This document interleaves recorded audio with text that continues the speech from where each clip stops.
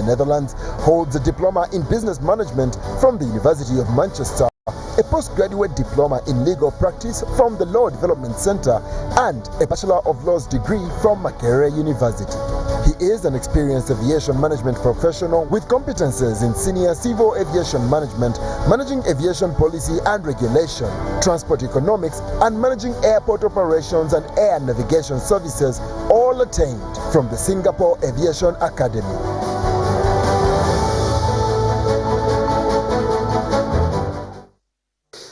As you did hear, Mr. Mwesige started in Manchester. Let's find out, as he does greet the viewers, if he has a Northern England accent, Northern Britain accent. Fred, you want to say good evening? Good evening, viewers. As you have heard, I don't have that accent of Manchester. Yes. I have the accent of Uganda and of aviation. Okay, fantastic. Let's also get to our next panelists and know who they are.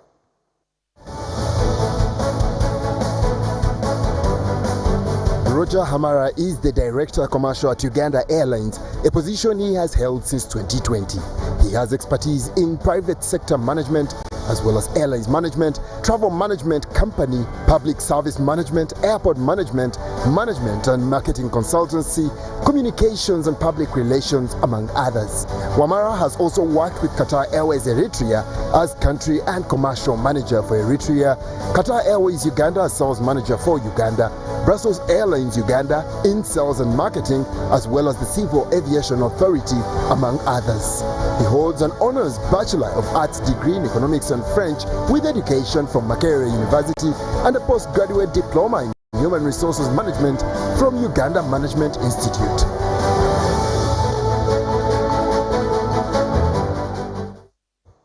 Well, Roger, bonsoir. Thankfully, we know a few languages here, so you could greet our viewers, both those who speak some French and then English, if you may, just for the sake of it. The young people would say, just, small. Bonsoir tout le monde. Je suis très heureux d'être ici ce soir. Good evening, ladies and gentlemen. I'm very glad to be here. Thank you, Samson, for the invitation. But if you want me to speak all the language I do, we might spend all night here. Merci beaucoup. Well, let's get to the last guest by no means least, and also know who they are.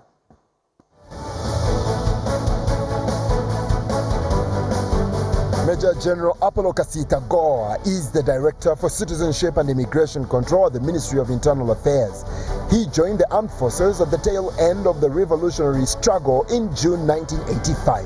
He has served as, among others, Defense Attaché, Washington, D.C., USA, Chief of Integrated Resource Management and Information Systems, and Acting Commandant of the Senior Command and Staff College in Jinja. He holds a Bachelor's of Arts in Political Science and Sociology from Makerere University, a Master of Sciences in Global Security from Cranfield University in the UK, and a Master's in Strategic Studies from the United States Army War College.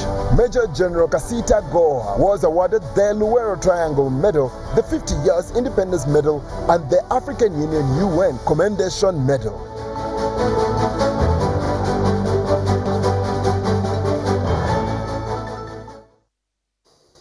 Oh man, you're welcome, man. Afanda, you want to say good evening to the viewers. You've been to America. Let's see if America has caught some of you, or it caught you. No, Samson, I'm very much Ugandan. Yes. Good evening, viewers, and thank you very much for having me tonight. You're very welcome, and I've been looked after very well. In case it gets very hot, I've got some fruit, got lots of water, and so do all our guests. We'll begin with you, Fred, if you don't mind being brief here. We'll begin with you, and in terms of your mandate A and B, to what extent has COVID-19 affected us as an industry and as a sector? Thank you, Samson, but also thank you everybody who is here and the viewers. The mandate of Uganda Civil Aviation Authority is very, very wide. Uganda Civil Aviation has a responsibility to advise government on all aspects of aviation in the country, and every aviation requirements that come out of the global regulator called ICAO. It is a creature of the Uganda Civil Aviation Authority Act as amended in 2019, and it is its responsibility to regulate all aspects of aviation in the country, but also manage Entebbe International Airport and 13 other aerodromes in the country. Recently, these aerodromes were added on Kabare International Airport in Hoima, which is still, of course, under construction. The authority also is mandated to provide air navigation services through all aspects of air navigation, be it air traffic control, be it information provision, and also maintenance and of air navigation equipment all over the country. That's a wide mandate. And it is in charge of being a link for the country to ICAO, the global regulator, and always making sure that all guidelines that are being developed by ICAO are domesticated in the country and they become part of our laws, regulations, and recommended practices. In the regulatory mandate, it also monitors all aspects of aviation, be it airlines, maintenance organizations, training schools, and other aspects of aviation, and making sure that they comply with ICAO guidelines and standard recommended practices and other guidelines that keep coming in. For instance, the guidelines to do with COVID-19, which are very recent. Okay. Thank you. That's very interesting. So if there is anything aluminium falling from the skies onto the ground, as has been the case, it is you to be asked. Obviously, in our mandate of ensuring safety in aviation, we must make sure that all these guidelines are complied to the letter. There is no room for complacency in aviation. All guidelines must be complied with. In fact, when you hear of standard operating procedures, some Ugandans think that these standard operating procedures just came with COVID.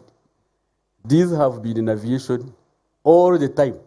Okay. Sometimes people get tired of doing things even for the sake of it. Take an example of checking someone who is entering an aircraft.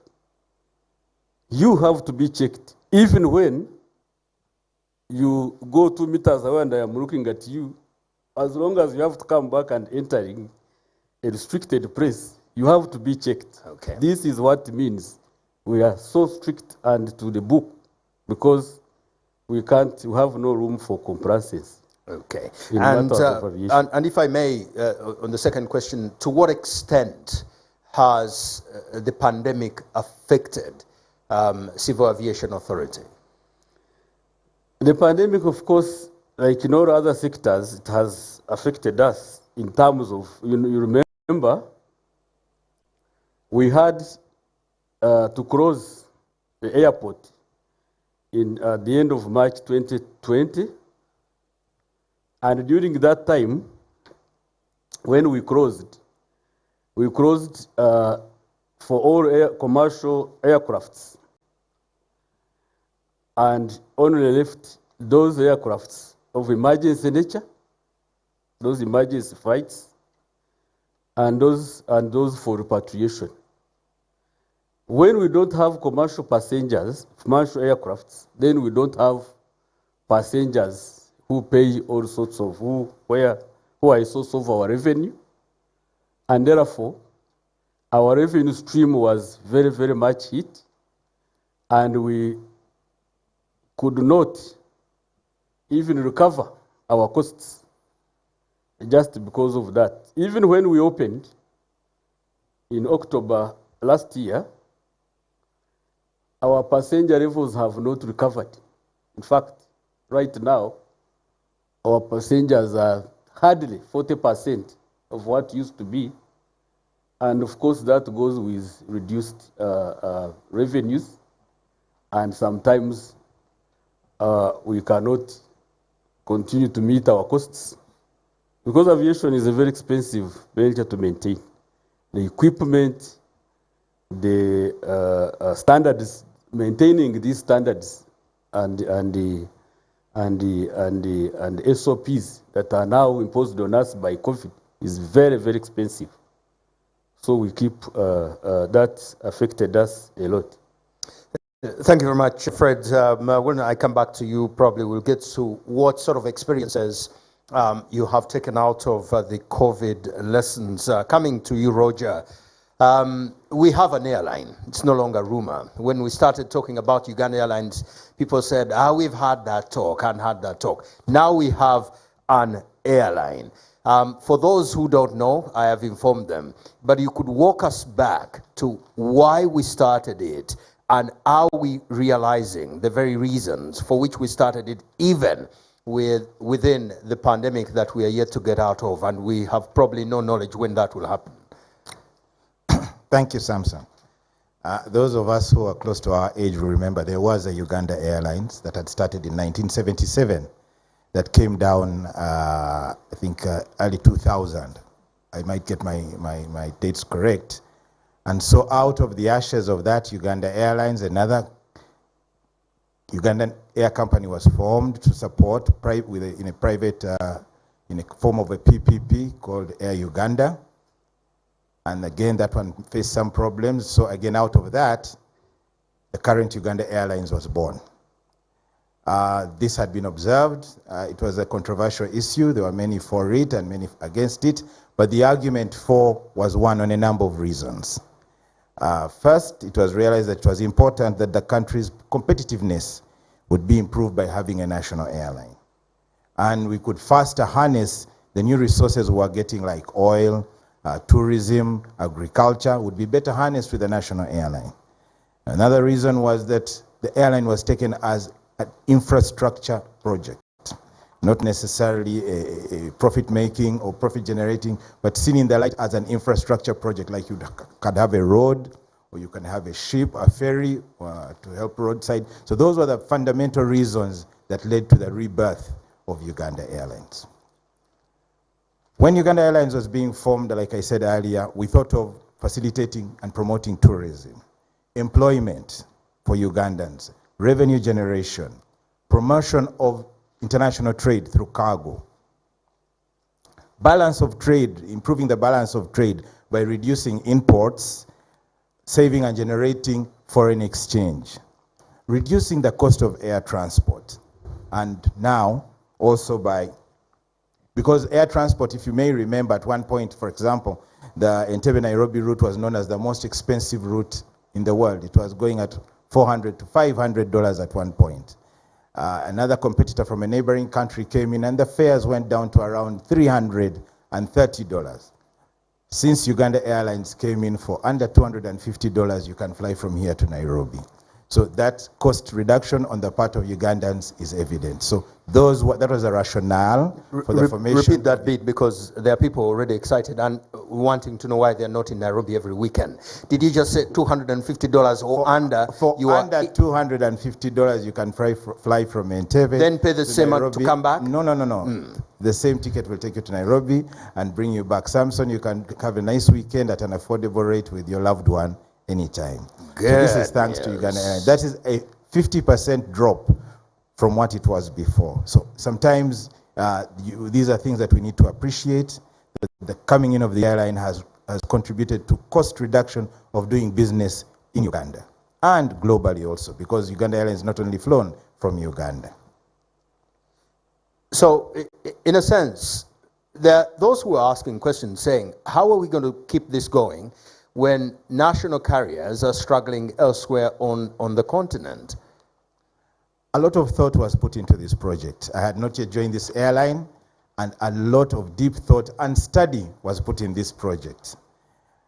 Once it was appreciated that it was more of an economy stimulating project, an income generating project as well, and an employment project, and an infrastructure project, then the government embraced it and decided to support it to the hilt.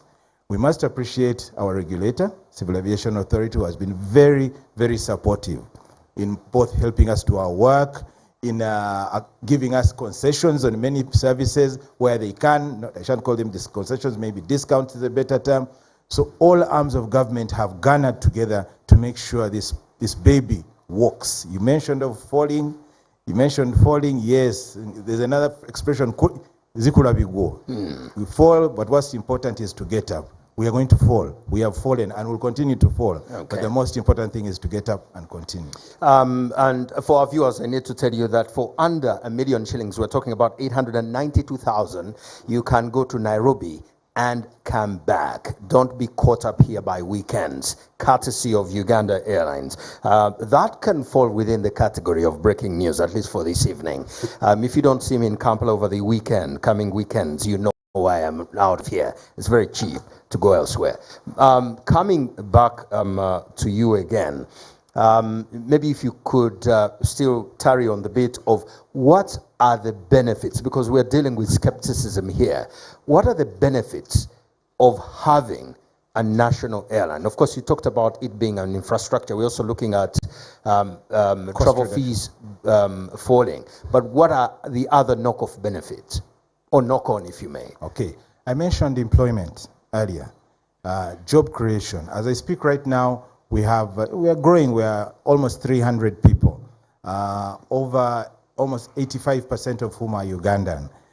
The non-Ugandans are mainly because it's a technical job. So we are employing, right now we've been employing captains for the Airbus. Not many people have flown, Ugandans have flown the Airbus, staff crew for the Airbus. So we do have to have some expatriate staff. But one of our mandates is to provide employment to Ugandans, and we are doing it regularly. We advertise all our jobs, you apply for them openly, and you get them. Reduction of dominance of foreign operators in the market. Before Uganda Airlines was operating, as Fred of CA can testify, of course, there was no Ugandan airline. Right now, at the airport, there is a dominance of Uganda Airlines. So there are jobs for Ugandans, there are opportunities for Ugandans in employment. The carriers are going to grow. Our flying school will have a better reason now for more investment because we now need the technical people to run our airline. Marketing of a country. Uganda Airlines acts as a brand positioner, as a brand pusher for brand Uganda. Everywhere Uganda Airlines flies, the name of Uganda will be known better. When your brand is known better, people will want to visit you more. So the idea is they'll want to get associated with you. We are promoting brand Uganda as Uganda Airlines. As I'll tell you later, we are going to start our intercontinental flights soon. So this is one of the other ways that Ugandans will benefit. When brand Uganda is promoted, you get more tourists. I don't know if you've had Amos Wekesa on this program. He's always running down the numbers of tourists coming into Uganda. More tourists in Uganda means more money in the pocket of the average Ugandan. So this is very important what we are doing, the job we are doing, and we ask Ugandans to support us more. They've been very welcoming, they've supported us very well, and we want more of their support. Okay, I'll come back to you later, but as you prepare to answer the other questions, please compile for me all the destinations that you fly to under R1 million, because I want to go to all those and knock them off. And I think there are also other persons interested in those destinations. So compile all those destinations under R1 million. Those who want to fly will fly. We'll deal with the skeptics later. Let's get to the Directorate of Citizenship and Immigration. Fandigoa, thank you so much for coming here. First and foremost, where do you come in terms of role in connection with the aviation industry? Because there are those asking, what are immigration doing on an aviation show? It seems obvious, but it isn't. Yeah, I hear you. But thanks again, Samson. Just to remind you that if you're going to go anywhere over the weekend, you still have to come back to me and get the requisite travel document before you can fly out to either Kenya, Mombasa, I know that's probably where you want to go, or Dar es Salaam. So, in relation to the industry, these gentlemen are running. Without people, obviously the facility is wasted and the airline is wasted. So I am there to facilitate the legal and orderly movement of persons to and from Uganda and regulate also their residence or immigration residence status in the country. So that's how I come in, facilitate their movement and make sure that they have the correct immigration facility. Thank you. And let's also hear your mandate, how far it stretches and where it doesn't go, so that we don't ask you things that you shouldn't be answering tonight. All right. Our mandate, one, facilitate the legal and orderly movement of persons into the country. We process and verify and grant Ugandan citizenship as well in country for the people that live here and wish to stay here and become Ugandans. We regulate the issue of national passports and other travel documents like certificates of identity. Those are one-way travel documents, or conventional travel documents. Those are mainly for refugees and others. And we also facilitate and provide a conducive environment, immigration environment, for foreign investment to take place in the country. And we also ensure compliance of the immigration status within the country. That is done. Now we do that through 3 departments that comprises the Directorate of Citizenship and Immigration Control. And that is the first one. I have a commissioner for citizenship and passport control, directly related to the issuance of passports and CIs and CTDs. Then I have the commissioner for immigration, who's responsible for visa, entries, border management, including Entebbe International Airport. And then we have the Department for Inspection and Legal Services. That one ensures the compliance of immigrants or peoples in the country to make sure that they have the appropriate immigration status to allow them either to work, to visit, to tour, and that kind of thing in the country. Okay, very interesting. The mandate, sorry, did I? Yeah, we draw our mandate, of course, from the constitution of the country, and CAP 66 specifies all these activities that we do. Very interesting there. And I've always wondered, and I think I'm not the only one here, there are places you want to go and they ask you to bring everything in this world. Your grandfather's address, his father's address, and their land titles and everything. Is it also that interesting trying to come to Uganda as it is trying to go elsewhere? Because some say that some of these people who treat us this way should also be treated that way, so that what's good for the goose becomes good for the gander. No, for us, for as long as you can confirm to us where you're going, how long you're going to be staying here, what facility you're requesting for, normally it shouldn't be... I mean those coming in, especially from countries that make it too hard for us to go their places. No. I'm not mentioning names, you could have ideas here. Yeah, I hear you. The same questions that we ask, that they ask us, to a great extent, is the same questions that we are asking them. Confirm to us that you are a genuine visitor and coming to do correct business in the country. Okay, and that's where some wonder that they found people doing all sorts of businesses. Not that when we go to their places we don't do all sorts of things, but they say, who allowed these in?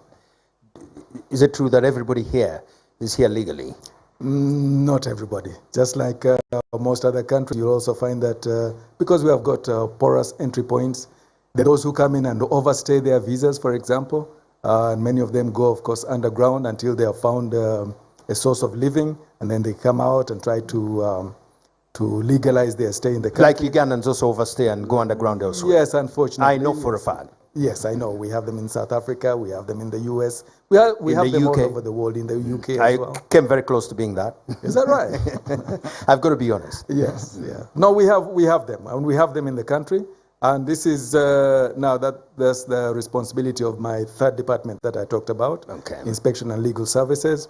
They go around industries, factories, within the shops in Kampala here, and other places, just to confirm that you, as a foreigner, have you got the correct immigration status to be in the country. So if you're illegal, unfortunately, we're going to pick you up until you answer a few questions or We give you an opportunity also to legalize your stay, if that is possible. Otherwise, we'll have to deport you. Okay, if they're being deported, who pays the cost? They do? Now, two things.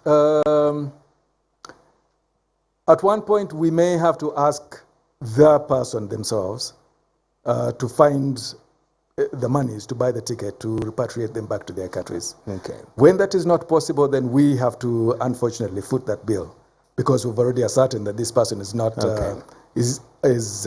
undesirable in the country, so we have to foot the bill sometimes. Okay. But now, for instance, where you have people who have got work permits, initially we used to ask them to deposit a security bond, and that is equivalent to a one-way ticket, a return ticket back to their home countries.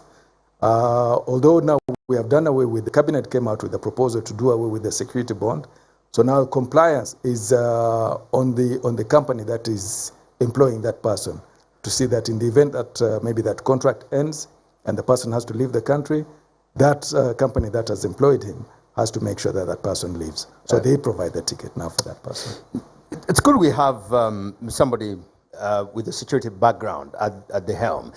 How do you make sure that this enterprise, for want of better words, of making sure that whoever is here legally, does not become a lucrative business laden with corruption? Because if you're not very careful, it can become that. I fully agree with you. I will say we have, I mean, this calls to the integrity of the person. Okay. Really. Because at the end of the day, anybody can abuse it. But I must confess, I have very good officers with good integrity. That department currently is being headed by Dr. Josephine Ekwang, a very astute and firm lady. And the rest of the department is actually quite strong. Okay. They've got the legal background, and they also have the security background. Now, that operation carried out is not singly immigration alone, but we do it as an interagency operation.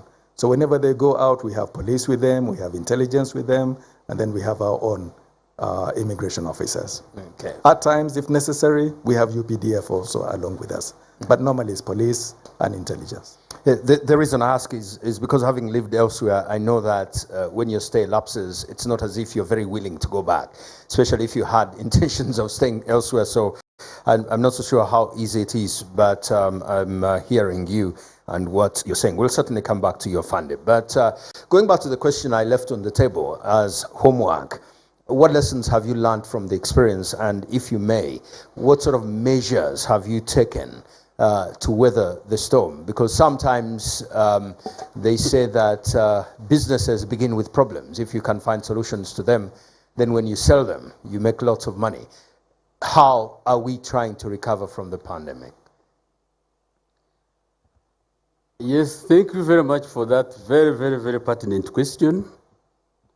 It is often asked, and we at the Uganda'S Aviation Authority, as part of the global community of aviation, we've learned quite many lessons.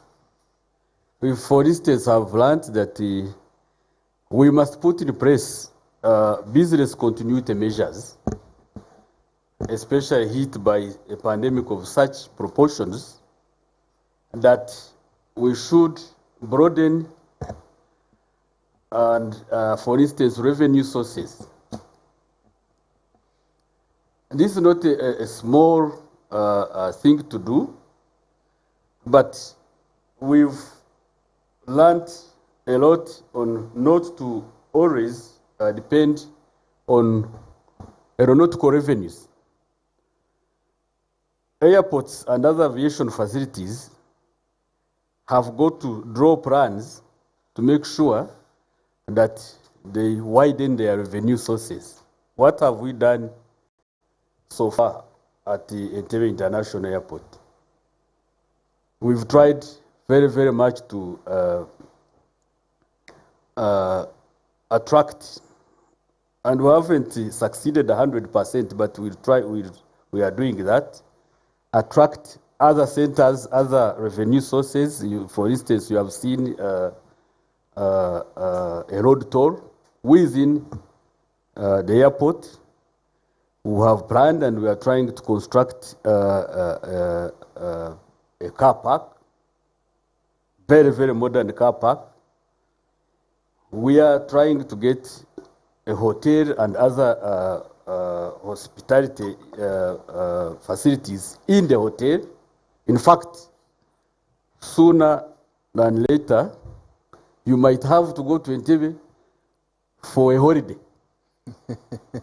and this is something that we have seen everywhere. Yes.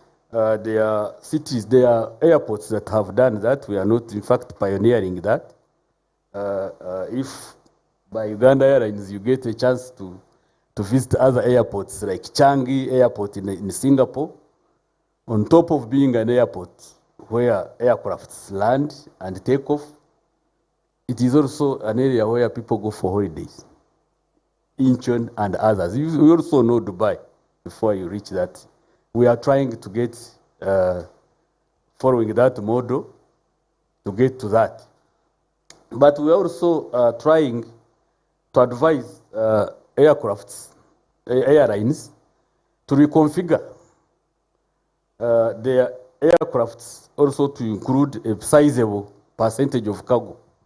And that has been done.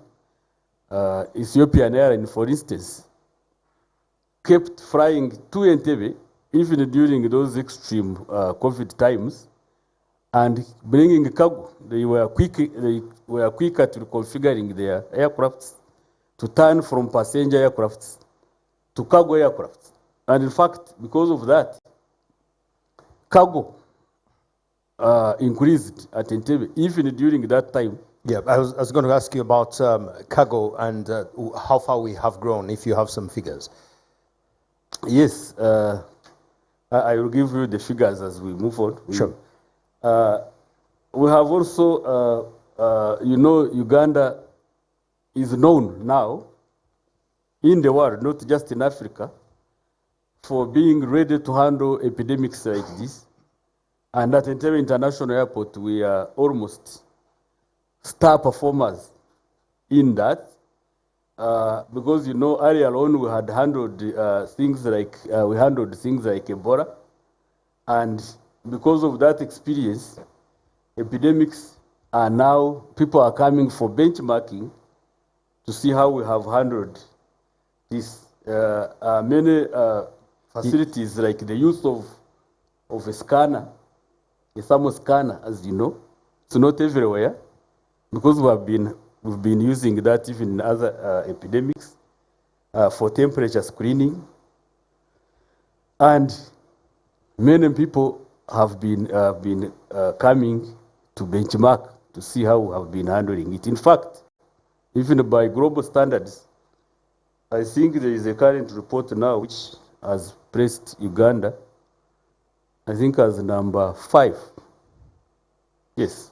You want to repeat that because sometimes we get too negative about this nation and we don't realize that there are people who come here to find out how well we have done. You're saying that as far as handling epidemics and now pandemics, there are nations who have come to Uganda to benchmark on us, and it is even documented that in a report we are number 5 in the world. Did I hear you right? Yes, that's correct. And in fact, for some time, destinations like Nairobi never required even a PCR test, if you remember, because they were sure of our compliance in the country.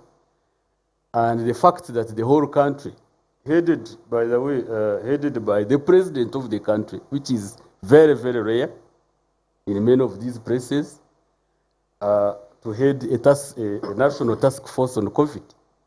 All those increase confidence in the world, in the traveling public, and Uganda becomes a destination. In fact, the type of passengers we have now come because of that increased confidence in the way we handle our COVID. Yes, sometimes there are more challenges, but who says the challenges are everywhere? But the way we manage them endears us to the passengers who, especially commercial passengers that come through Entebbe international airport.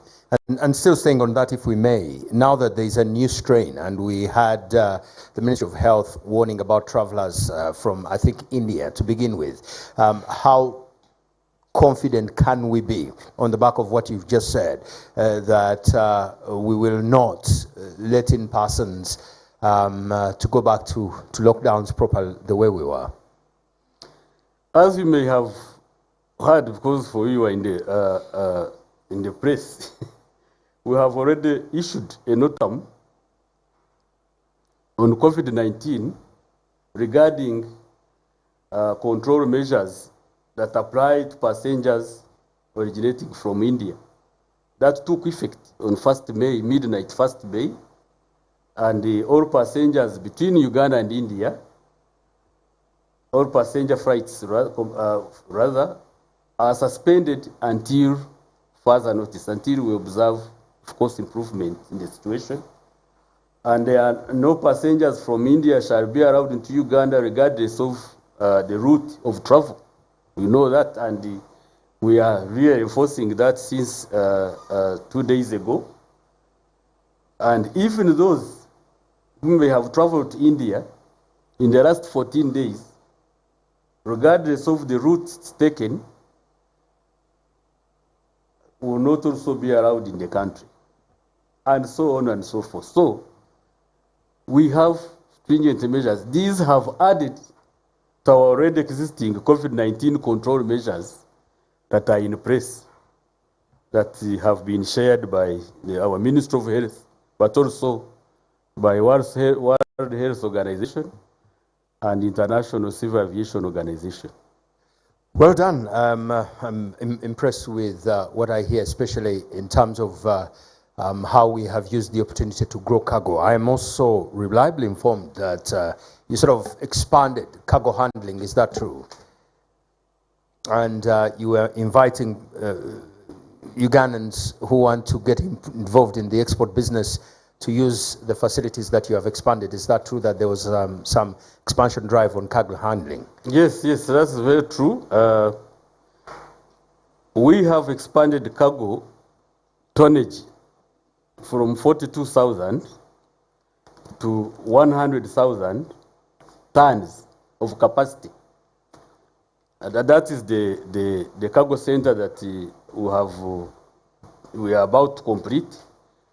State of the art, I must say, very well equipped by international standards, has also been actually audited by the International Agency for Cargo Handling, and we are good to go.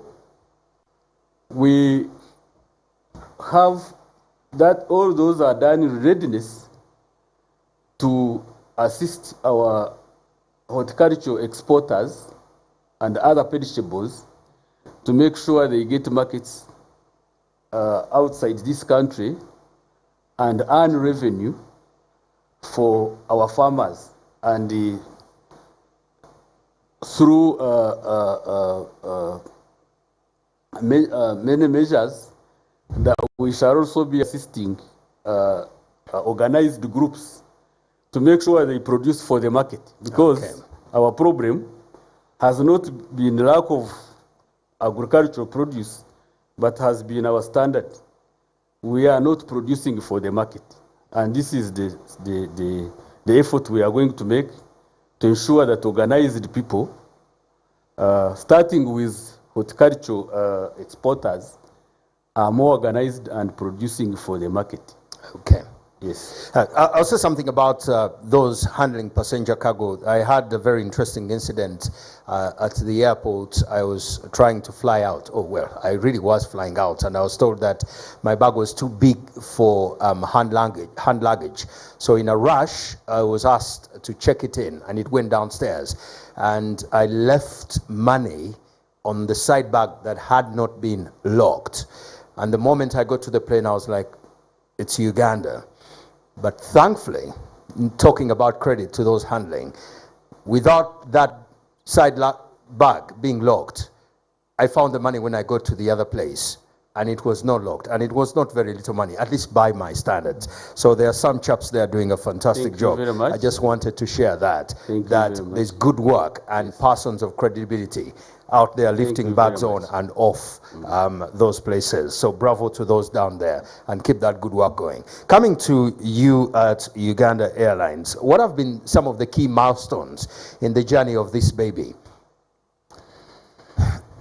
Yeah, the baby started, like I said,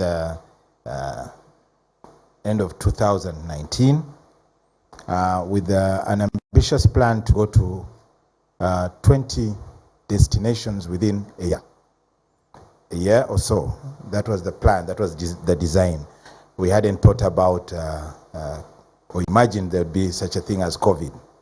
Anyway, so by the time COVID struck, we were flying to Juba, we're flying to Mogadishu, we're flying to Nairobi and Mombasa, we're flying to Kilimanjaro, Zanzibar, Dar es Salaam, and we're flying to Burundi. So COVID happened and our plans were held back. After the lockdown, when we lifted, we tried our best to get back on our feet, and we managed to add Kinshasa in December last year. So now that's our latest addition, and we're very excited because we are going to start, end of this month, we're going to start flying to Johannesburg, and next month we will add Dubai. So these are very exciting times for us. Okay. So these are milestones which we thought would not have achieved very well. As he has explained to you, with the 40%, it actually reflects the global figure. Globally, IATA indicated that passenger numbers dropped by 70%, which means they're at 30.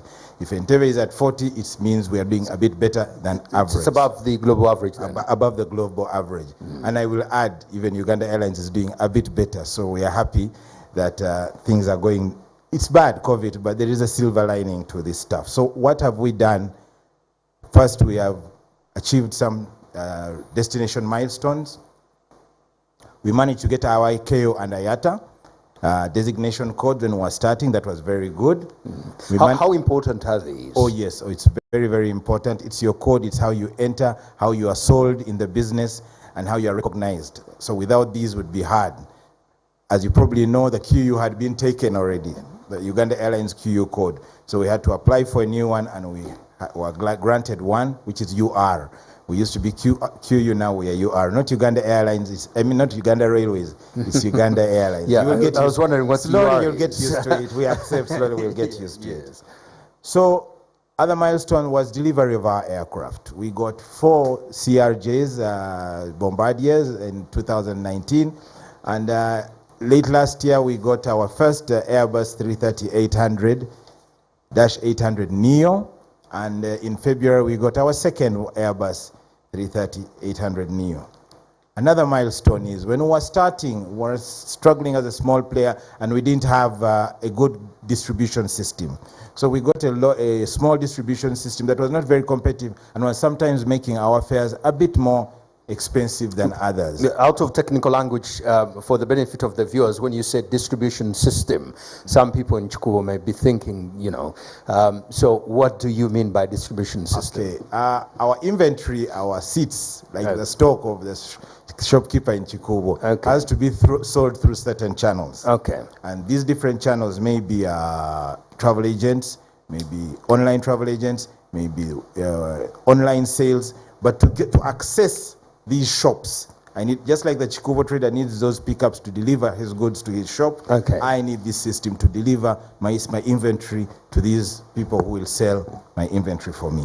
So to do that, we had struggled with a smaller one because of our scale, and we are very happy to note we've recently cut over to a global one called Amadeus, also known as Altea.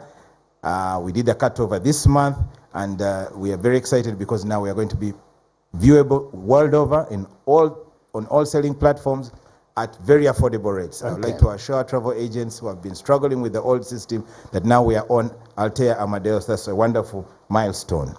Brand, we believe we have struck the hearts of Ugandan and the region, and Uganda Airlines is a recognized brand right now.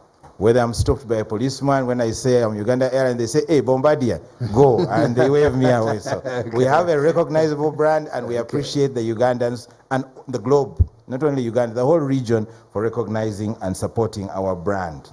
We have negotiated many traffic rights, so many traffic rights that had been lost, traffic rights that had expired. We have negotiated them with our teams, our colleagues from Ministry of Foreign Affairs, Ministry of Works, and Civil Aviation Authority, and we have got them back, and we are very excited about those as milestones for Uganda Airlines.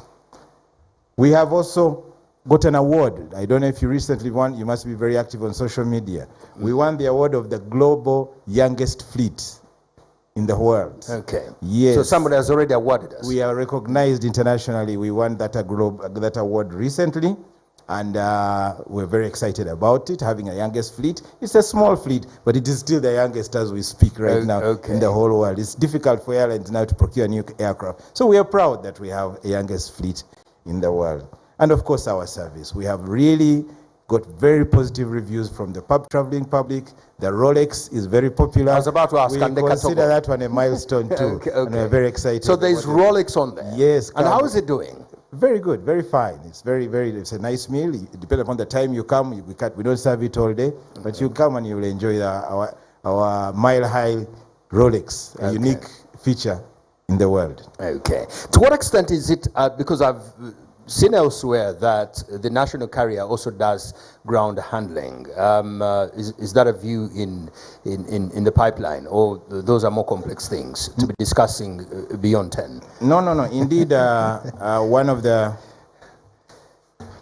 of our missions what is mandated to do business development was and is passenger business that we're doing, cargo business that we are doing soon, and CA is helping us to start.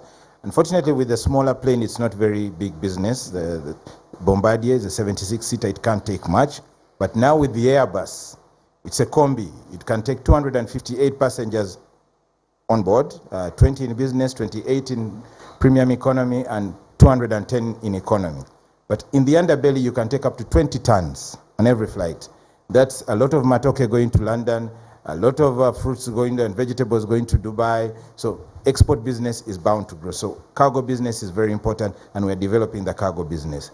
Self-handling. One of the prerequisites for the formation of Uganda Airlines was we know that much of the money is made and lost in handling. So we were granted this concession by the government. Again, our regulator is very helpful with us, and we have procured the equipment, and we are recruiting people. Hopefully, very soon we shall be handling ourselves. Of course, we have running contracts, and we don't have capacity as yet, but most of the equipment we have. Now it's the training. Handling apart from self-handling, then we'll ask if we can do handling of other airlines. Then we can do partnerships with our airline. Then we are also looking at business class lounges. The business opportunities are so many for the airline, and we're very excited about it. Catering. We are also authorized by government to do our own catering, and we are bringing in catering equipment. Airline food is very expensive. If you knew how much your food cost on the plane, you would really eat that food very lavishly, because it costs quite a bit of money. I always ask for some more. Yes, always do if it's available, because it costs a bit of money. So we want to do our own catering apart from that, so that we can do our catering and also provide catering to others as a revenue source. We also plan to do maintenance and repair. Our regulator is also we have applied, they allow us, we're training capacity, we are building our engineering team slowly with the help of foreign expatriate help, and when we are ready, we will also do what we call aircraft maintenance organizations at Entebbe Airport and provide maintenance to other people. Thank you very much. Coming back to you, Afande, still on passports. I don't know whether you were in the country when there was this big story of Bavandimwe versus Banyarwanda.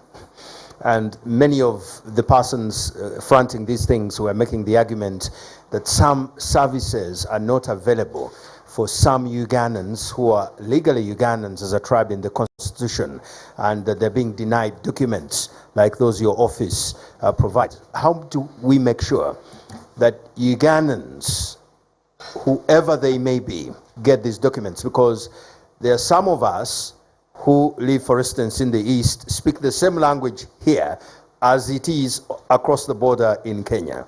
There are those, I think, also in the Southwest, in Uganda and in Congo, I think also in West Nile. How do we make sure that Ugandans are not discriminated against because of their Ugandanness, which may be different from other Ugandanness? I don't know whether the question is not laden in verbose. I get you, Samson. Yeah, and it's a delicate question, especially that Banyarwanda issue, which has come up, and we have held quite a number of meetings actually with them to try and resolve that one. And this is not only for the Banyarwanda. The other day I had... Who are a tribe in the Constitution. Who are a tribe in the Constitution, because it is provided for. Yes.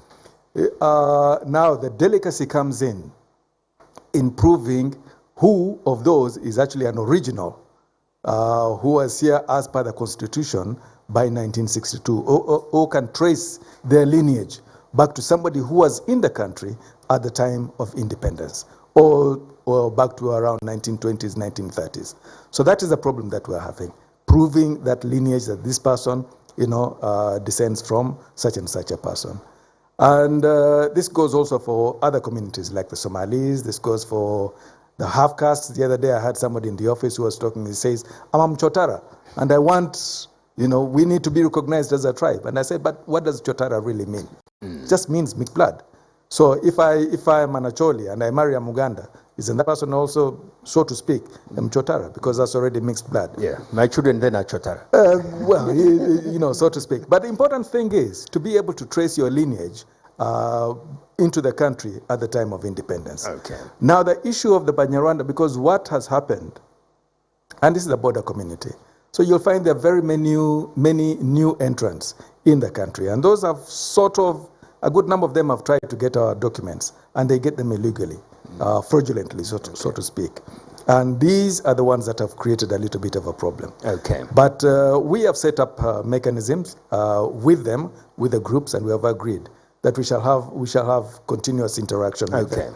And they will be helping us also to prove, where we are in doubt, they will be helping us to prove who is an original Munyarwanda of the indigenous tribe, or who is a newcomer within the community. Because when they come, inevitably they'll look for their peoples, where they are, where they're settled, and they try to settle amongst that population. Okay. So the leadership within that community should be able to tell us, this one is original, this one is not. Okay. And is that the same approach with the Bafumbira?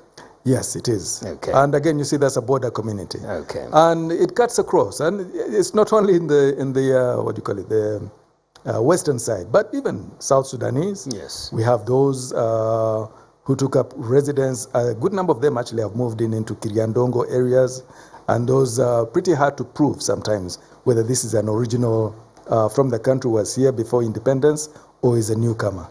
So and then you have the DRC. DRC gives you a bigger problem across the board. You have what we call Bakonjo on our side. You have what you call the Bandande on the DRC side. Now, but these are communities that live across the border. So you're not really sure who is who, and they always cultivate in one area and go back and live in their home areas. Okay. And vice versa. So it's a delicate one, but the mechanisms I think that we have put in place should be able to address that. Okay. And still on that, I was in the line somewhere, and somebody, Caucasian, pulled out a Ugandan passport, and somebody behind me said, passport here. Do we have persons who come from all over the place, and they feel that they want to be Ugandan and they are granted that status? And what is the procedure? I think you know what I'm talking about. Yeah, I hear you. We have, now, citizenship can be given in a number of ways. You have, of course, the citizenship by birth, and then you have by naturalization, and then you have by registration, and all of that. Dependent on the, say, for the others who do not have real lineage in the country, the number of years that you have spent in the country. So, for instance, somebody has got a work permit for the last 10 years or so, and wants now to regularize his stay and become a citizen of the country, he can make an application. Okay. So, depending on how you have lived, have you had the correct immigration facility for that period of 10 years, and are you a good citizen? Have you lived well with the people? We have a board that looks at all that criteria, and once you satisfy the board, we can give you citizenship. So we have that mandate to grant citizenship as well. Okay, thank you very much. And you have also, you may decide to have married a Ugandan. Okay. You come here. Fell in love here. You know. Yeah. And so when you marry Uganda, is that shorter? well, it's not a sure deal. At the same time, we still have to prove That you love them. That is one. You may make the application, but is the marriage actually subsisting? Because there are those who marry for convenience. You know, marry for a couple of years, get a facility, and then, I'm not interested in the marriage anymore. So we look at that. Is the marriage still subsisting? Is there an actual relationship going on? And there may be acquired property also along the lines. So there are a number of things that we consider before we say, yep, you can give that one citizenship of your country. Okay, so don't just come here and marry people and drop them and go on to get citizenship here. That takes us into break. When we come back, we have another hour where we do have these three gentlemen from the immigration, from the aviation, and from a baby that already has an international award. See you after the break.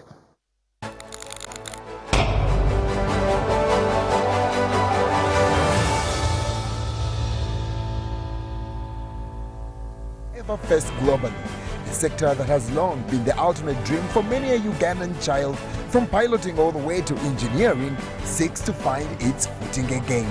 Just how hard has the Ugandan aviation industry? A lot of innovations have over the years been made. What remains of them now? What does the future look like? What are the opportunities? Can Uganda's dreams still soar into reality? Answers to these and more come to you this Monday, 3rd May 2021 on Spotlight UG, themed Uganda's Aviation Industry, COVID-19 Impacts and Opportunities Going Forward. Hosted by Samson Kasumba, the panel will include Fred Bamwesije, the Acting Director General of the Uganda Civil Aviation Authority, and Major General Apollo Kasita Goa, the Director for Citizenship and Immigration Control at the Ministry of Internal Affairs.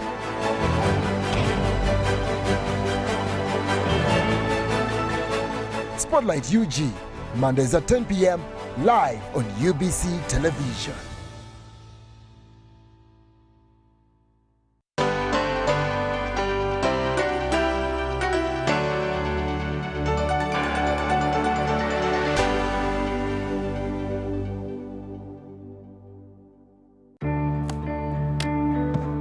Today tastes like a new tradition, like an old favorite. Tastes like all hands on deck and all eyes on the prize. Today tastes like a piece of the action, and it never tasted this good.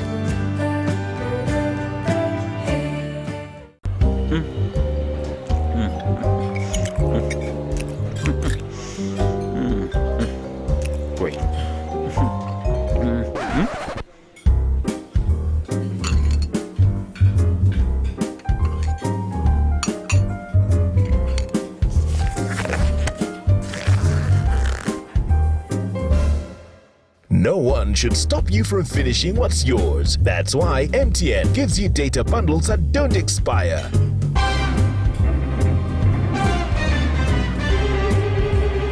Load MTN Freedom Bundles using My MTN app and enjoy the freedom to finish your data bundles. MTN.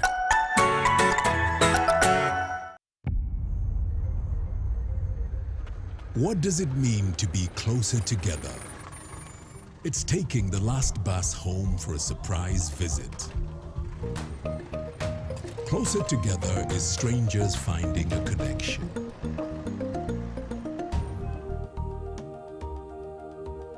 It's bringing home something much more than a box. It's the warmth of home, or the beginning of something new. There's magic in sharing the things that we love, because it's those things that bring us close together.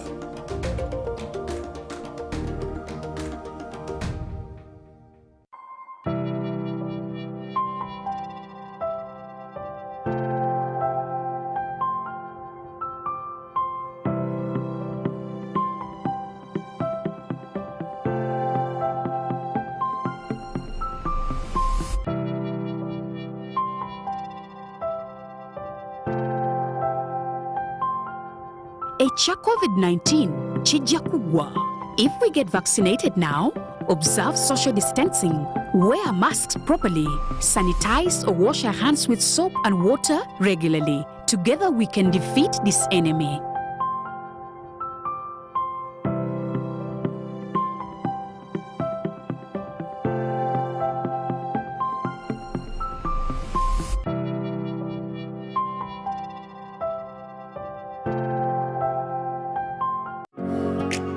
It's no secret that ICT makes learning easy. The strides made in our field could not be possible without it.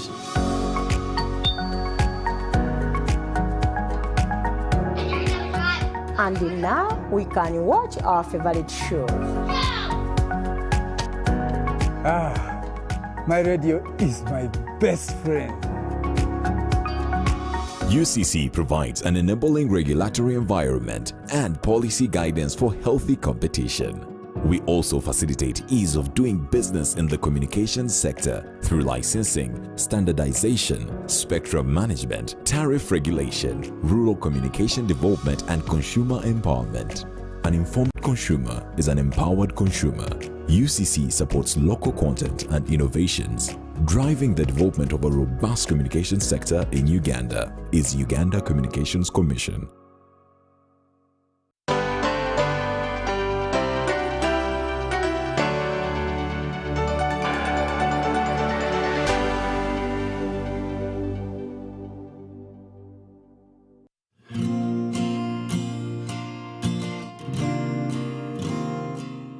The Government of Uganda, through the Ministry of Trade, Industry and Cooperatives in partnership with the United Nations Development Programme, invites you to the launch of the Uganda's National Industrial Policy designed to address strategic bottlenecks to industrialization and spur Uganda's growth. The National Industrial Policy will be launched on Tuesday, 4th May 2021 at Serena Hotel in Kampala starting at 8:30 a.m. The launch will be presided over by the Right Honourable Dr. Hakana Rugunda, Prime Minister of the Republic of Uganda. This launch will be telecast live on UBC TV and NBS TV. Attendance is by invitation only. Visit us at www.mtech.go.ug. Hit by one of, if not the worst crisis the industry has ever faced globally. A sector that has long been the ultimate dream for many a Ugandan child, from piloting all the way to engineering, seeks to find its footing again. Tonight it is the aviation industry, and in case you need an inspiration, please watch. Even if you don't know whether you will fly, you want to be watching. There was a time when I was a little boy, I envied my dad's travel bag because I always thought that bag has gone to nations I've never been. And one day I just found myself flying. So you never know, you could as well fly. And you know what? Dreams are free. So you can dream being on Uganda Airlines, or you can dream being in the big Uganda Airlines in business class. I've never flown there, but I know that people who fly there are people who have salaries of my dreams, and that's a good thing. And we do have the bosses here from the regulator, Civil Aviation Authority. Fred is here. We also have Roger. I have not seen a man sell anything the way Roger is selling Uganda Airlines. He sells it with a smile. And I've also seen a general selling immigration as if he was hawking something he does believe in. And you know what? He actually believes in his job, and he's very articulate, as you will soon find out if you just joined us. Thank you so much for coming. Fred, back to you. As far as the regulator is concerned, we're talking here enhancing efficiency and in airspace management. What is being done in there? As you have noted in my opening remarks, one of the mandates of Civil Aviation Authority is to ensure that aviation in Uganda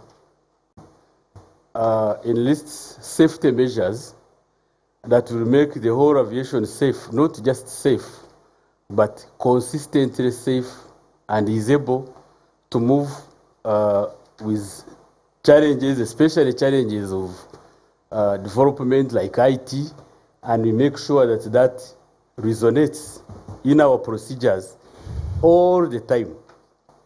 Now, in Uganda, quite a number of milestones have been achieved to make aviation efficient. In those areas of mandates, which I have just mentioned, air navigation, provision of services of air navigation, in airport management, and also in regulation, all were our main objective to ensure safety and security in aviation, but also to make sure that operations are efficient all the time and provide services that passengers require. In the area of air navigation, there has been a continuous upgrade and modernization of air traffic management system, for instance. This has undergone various system improvements and upgrades. For instance, a new air traffic control radar and airspace management system were procured and installed. This greatly improved the capacity and efficiency of air traffic services in the Uganda airspace. Air traffic control radar system has been continuously upgraded. First upgrade was in 2012, second in 2014, third in 2017, and the last one in 2019, to include full radar control, initially covering approach to land segments, to eventually cover the entire space of Uganda. This has enabled implementation of what we call in aviation performance-based air navigation. These are technical words, Mr. Kasumba, but they all mean efficiency that is a moving target all the time. Once challenges come of technology, which need improvements in technology, then because aviation is global, we cannot be left behind. Okay. And we are monitored by the global regulator. So would it be fair to say that the fact that we have not had a huge air disaster in Uganda is not down to luck and prayer? It is deliberate work by a regulator. No. It can't be luck and prayer only. Yes, prayer, because it is also required. But our systems are very, very, very much tested, regularly audited. In other areas, actually calibrated to ensure that we are able to provide services. In any case, this is just part of the global regulation, global facilities, because there are also other aircrafts, for instance, which come and they don't even land here. For instance, overflights. There are many in the airspace, in our airspace, and they too are guided by our air traffic control radar and airspace management systems. The other one is, and of course, because of that, and God forbid we have not had those disasters that you probably hear elsewhere, and we intend to continue to do. Accidents usually happen, they may be accidents, but our system should not be found wanting in the case of an accident. There was an accident, I think it was a chopper, unfortunate chopper accident, not too far from your offices.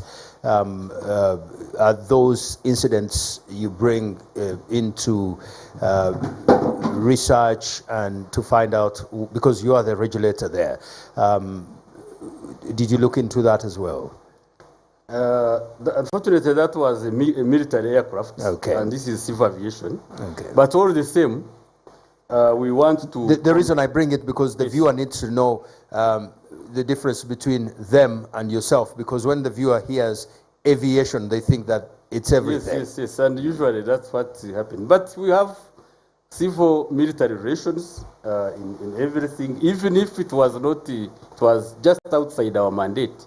We had to participate and find, investigate and see what may have caused it. And we usually put our heads together and usually find solutions. But This originally was not from the civil aviation.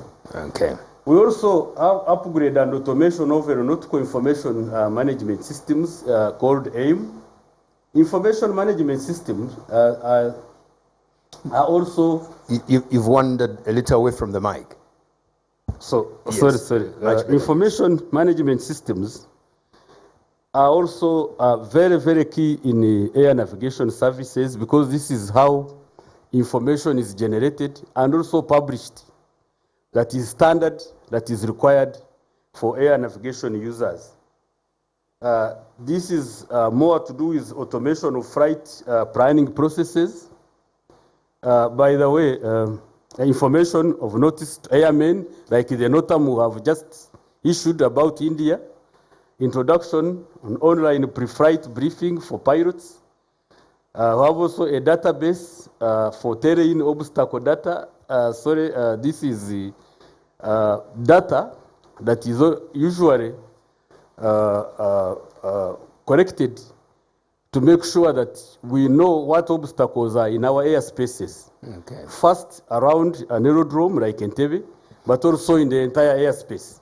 Okay. What are these obstacles? These obstacles are high mountain ranges, high-rise buildings that come up that were not really a natural feature of, and these must be researched, got, and then we put them in our database for information purposes. And on that one, I'd like to report. users. On that one, I'd like to report that once we were landing in Entebbe, and we really had started going down, and then all of a sudden we noticed we are going back up, and we circled, I think, back to Gombe, and the pilot, who was not so happy, used some very strong words, said the reason we had to go back because there was, I think, a dog on the runway.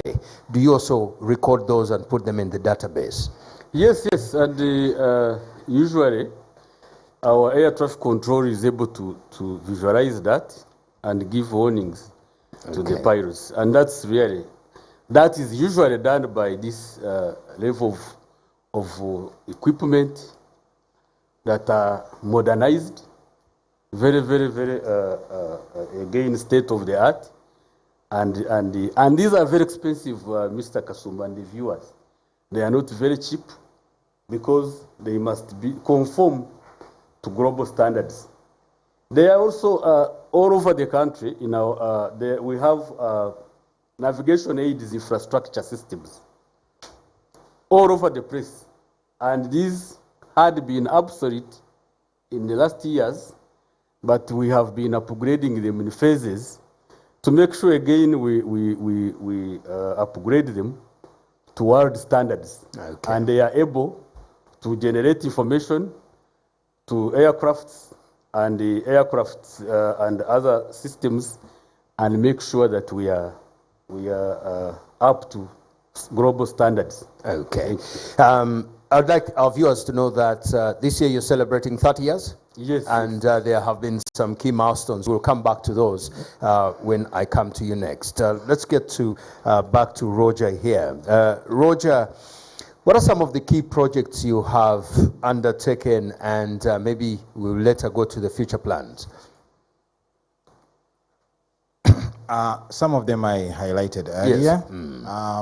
The first one, we said the main project is new destinations, and I indicated how we are progressing on them with the latest new additions, forthcoming additions being South Africa and United Arab Emirates. The other project we're now looking at is the cargo one, which I mentioned earlier. With the introduction of the Airbus, it's going to be a very, very critical part of our organization. In our business, cargo is, we call it the cherry on the cake. The pineapple doesn't ask for a special seed, doesn't ask for food. You put it on and you take it all the way to England, and it pays you a good amount of money. So it's a good element of our business. We are very glad to do it. In cargo, there are different elements. There's farmer, there's courier, and all these things we want to do, help our forwarders have been calling us, asking us if we can help them get documents quickly to Mombasa. And we are very glad to do this business for them. Live animals and all sorts of things, perishables and non-perishables, and later also dangerous goods that we transport for our clients. One other one that is we'll not ask you to mention those clients. Okay, a prospective. Another project I wanted to mention was during the lockdown, in line with COVID. Lockdown, like we said, brought challenges and opportunities. We explored an element of our business we hadn't done. Part of it was cargo, which we did with our smaller planes, and mainly the other was charter, which we did. We did private charters. We did repatriations. If you can remember, Eddie Kenzo, we brought him back from West Africa. So that was an opportunity for us to explore another angle of business that we hadn't done with our planes that were sitting idle in Entebbe during the lockdown. Okay. And we want to know that the fact that they sat down, we never lost nothing. Because I'm told that they are meant to be up. When they are not up there, it's not a good thing. Yes, in our business, a plane's life and profitability and business is when it's in the air. Thankfully, that normally happens. The challenge is when you have to pay for servicing the facility, if either normally a lease or a bank facility for the plane. So every day it's seated, you're losing money. Thankfully, all our planes are fully paid for by the government of Uganda.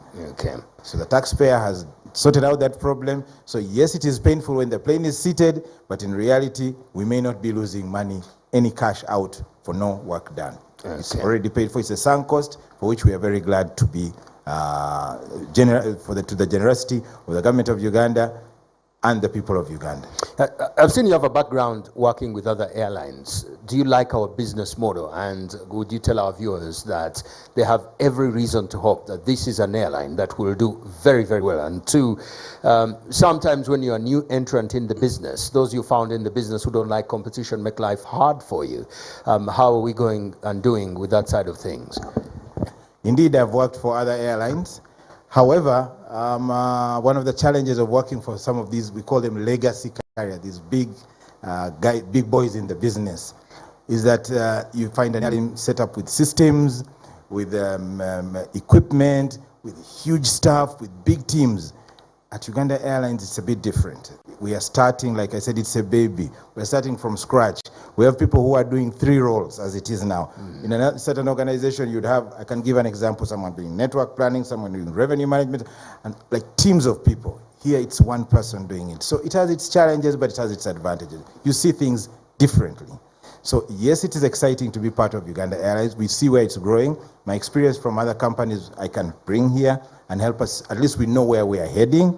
So there's a good part to it, and also the challenge to it that it's small and sometimes can be challenging. You may not have all the resources you need, but we know where we are going and we'll get there. Okay. I was speaking, I think it must have been to Captain Etienne, and I asked him why he left a big job to come and work here. He said, you know what, there's nothing as good as knowing that the people you're flying speak languages you speak, and speaking in an accent.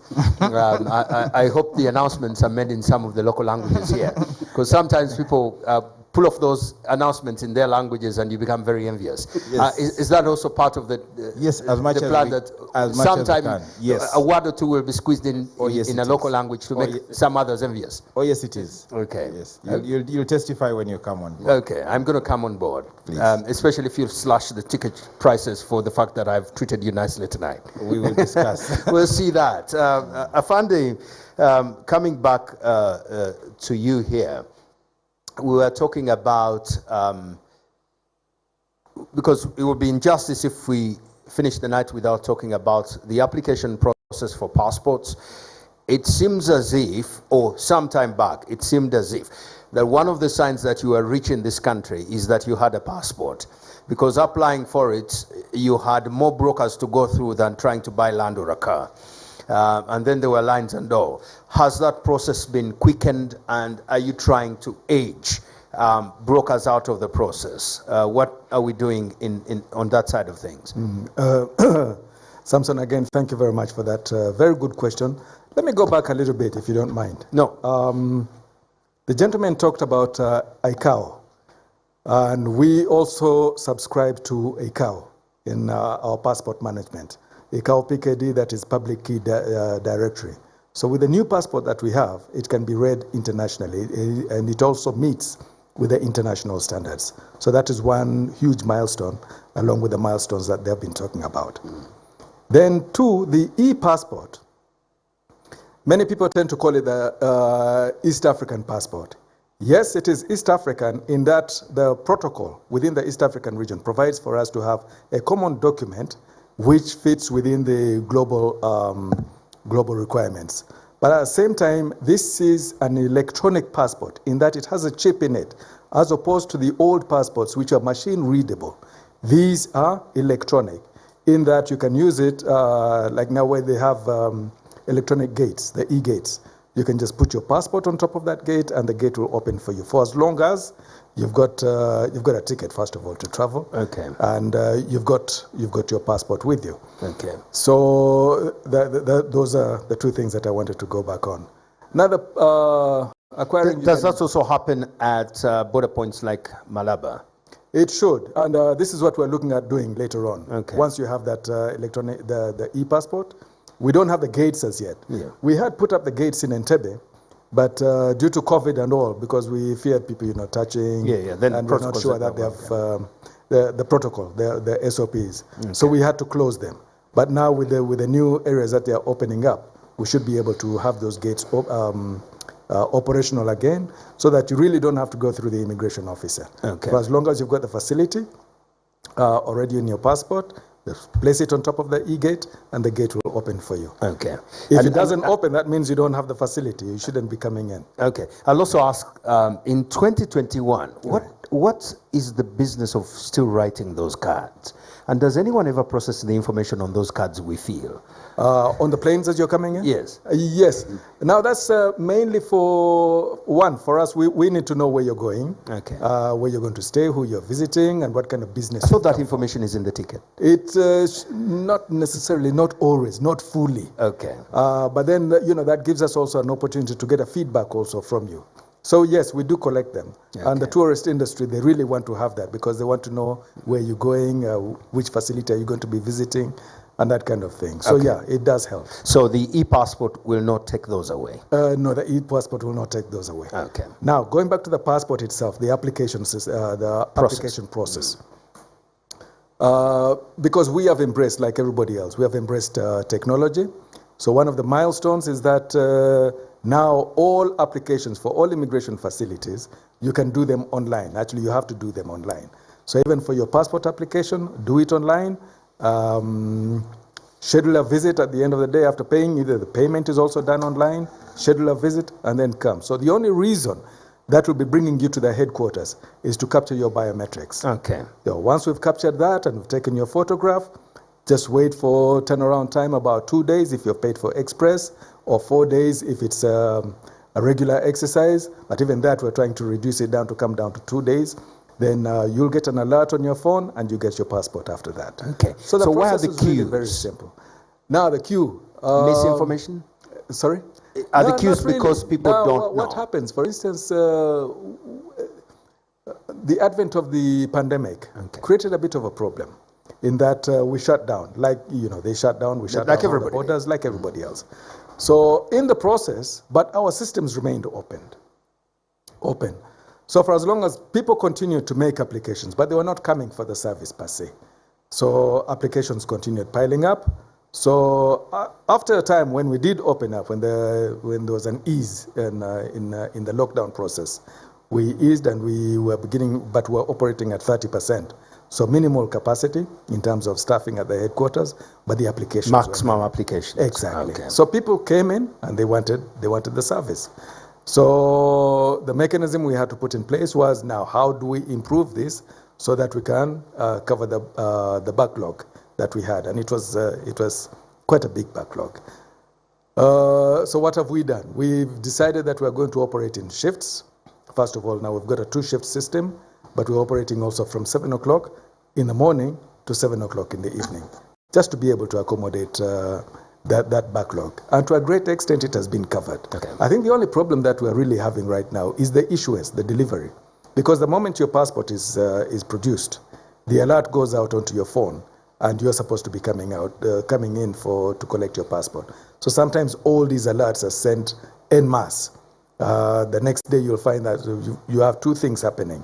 You have the enrollment process going on at the headquarters, and then you also have people coming in to collect their passports. So you have a bit of a pile-up of people at the headquarters. Okay. So what are we doing to mitigate that? I know you're going to ask. We are opening up the regional centers as well, so that not all activities is done at the headquarters. As I speak, Mbarara is operational, so you don't really have to come to Kampala. You can go to Mbarara, do your enrollment process from there. They will send the information to the headquarters once they have verified that. Send it to headquarters. We'll print the passport, and we have a courier service which we use, so we'll take the passports back to Mbarara, and you can collect it from there. The other enrollment centers we're looking at is maybe hopefully by end of May, we're looking at Mbale being open, and later on we're looking at Gulu also being open. And money is being available, we're looking at more regional centers, like in Jinja and in Hoima as well. Okay. I think one of the areas that they were talking about, Hoima, is setting up another international airport there. Okay. So there's going to be quite a lot of activity that side. Okay. So we're looking at that also becoming another regional center for issuance of passports. Okay. And is it also the director here saying that it's about time you found a bigger space in which to operate? You're absolutely Is that part of the plan? Because that is part of the plan. Your life very close to a busy street is also not helping, is it? Right. It's not healthy. I know. Everybody passes and says, government is not being responsive to what? To the plight of the people. But we are being responsive. The president has always emphasized that services must be taken closer to the people, and that is what we're working out for. This is why we said we have to open up the regional centers. Now in Kampala alone, this morning actually we had a meeting with the Posta Uganda, and we're exploring the possibilities of using some of their infrastructure to distribute the passports for us. Okay. But at the same time, we're also looking at opening up another regional office in Kampala in order to cater to decongest the headquarters, so that people don't have to, it's painful when you look at a Ugandan who has come there, get your passport, and because we insist people must come on the scheduled days and scheduled times. So if your scheduled time is like 2 o'clock in the day, and you come there at 8 o'clock in the morning, there's no way we're going to let you into the facility, because we have a limited sitting capacity. If I insist on that, the importance of scheduled time. Right. So 2 is 2. 2 is 2. Ugandan 2? Uganda, I love that. No. 2 is 2, because we're saying passport 2. Passport 2. We could say flying 2. Right. Because when the plane says it will fly at 2, it's 2. Absolutely. So you're saying to decongest the place, you're asking Ugandans to stick to their scheduled times. Stick to your scheduled days, stick to your scheduled times. Okay. Now, of course, there are emergency issues that we also handle. There are VIP issues that we handle, and those, normally we don't try to schedule those. And actually, one of the things that we never used to schedule, we don't schedule, for instance, the issuance, the collection of passports, and we haven't scheduled the VIPs and of course the emergencies. You can't schedule that. Okay. Is it true that anybody who begins with the question of, do you know who I am, they are a VVIP? We try to avoid that. Now, and actually it's important for Ugandans to know that the system works. Okay. Once you've made your application, you've filled in all your particulars, and you've been given a scheduled day and time, just stick to that. And you really don't have to go through brokers or anything like that. Okay. Once you stick to that, the system really works. So are you asking a Ugandan watching today to test the system, and if it doesn't work, what do they do? Please come to me. Okay. That is if it is easier to get to you. But we'll also deal with the issue of, because there was a call to change from the old to E, right, and then there were deadlines. I think those deadlines were around January. Right. Are you stuck to those deadlines, or do we have new ones? No, the COVID pandemic stepped in, and of course, because passports were not being issued at that time, so we realized that this was going to create a bit of a problem, because we were looking at being able to exchange at least 1 million passports at that time. Okay. But we're not able to meet that target, and but we've extended the time also to meet with the international requirements. We've extended the date to the 22nd of April, 2022. Okay. Yeah. So we have a little bit more time. Okay. But that doesn't mean you should drag. Okay. If you have the opportunity to come now for your passport, please do come. I definitely will take that very seriously. And somebody said, I think we ran a story here, that we'd run out of passports because of the demand exceeding supply. Do we have the passports? Yes, we do. Okay. Yes, we do. Have the confidence that we do have the passports. Okay. Now we have a joint venture with the Uganda Security Printing Corporation, okay, which is a joint venture between the government of Uganda and a German company called Veridos. So even at the end of all of this, we are yet to set up an infrastructure where we'll be printing our passports in the country. Okay. So at the end of the day, we're looking at the price of passports coming down. Okay. You probably want to know the price of passports right now? Yes, I want to. Which one do you want? I'll give you the diplomatic. The diplomatic I will never get close to that. the normal, I think, dark blue one. Okay. What is its cost? Because sometimes we think that what we pay is the cost of the passport. What is its real cost? The real cost... before it's subsidized by the taxpayer? By government, no. Well, I'll give you the cost. What does it cost for you to come and get a passport? 250, the ordinary passport. Okay. 250,000. For the green one, that is the official passport, or sometimes we call it a service passport now. That is 400,000. And then the diplomatic one, the red one, that's 500,000. Okay. So I can put you in between the blue and the red? Mine is blue, and I'm fine there. Okay.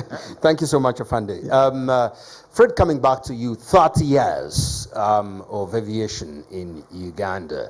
What are some of the milestones in there? And as you answer that, there has been a rumor going around that during the pandemic, you guys were very busy, and some of what you did was also expanding runways and things of that nature. Is that a rumor? No, it's not a rumor. It's factual. Okay. Thank you very much. I am glad really to answer this question because there has been a lot of activity taking place in aviation for the last 30 years, but in the last 5 years, there has been really quite heightened activity. First of all, at the establishment of Civil Aviation Authority, Uganda Civil Aviation Authority in 1991, Entebbe International Airport handled just over 100,000 passengers. But per month? No, per year, sorry, per year. No, you're joking. Per year. 100,000 passengers. 118,000 to be exact. In an entire 365 days? Yes.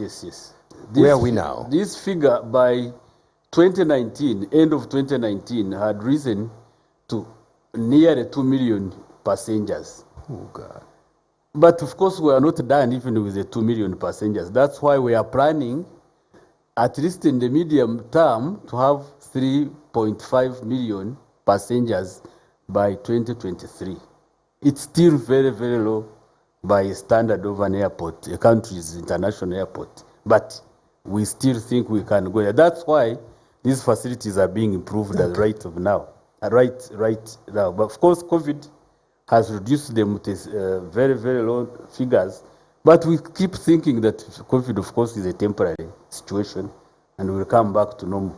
And some say that many people in many countries are now thinking of coming to Africa because the pandemic has shown them that their chances of survival are highest here. In fact, they have, before this Indian problem, they were already coming, and coming and straight away going to up country, especially Fort Portal is a very good destination for most of these people from Europe, if you had not realized.